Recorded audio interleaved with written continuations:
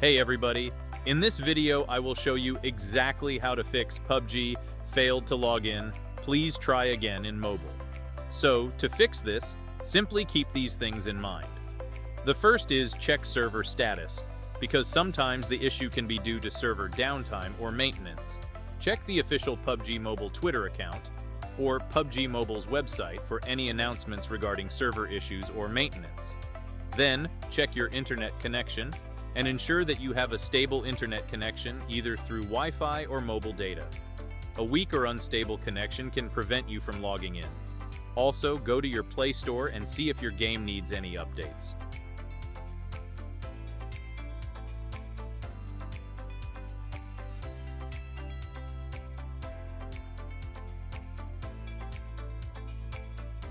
Last but not least, you can reboot your device.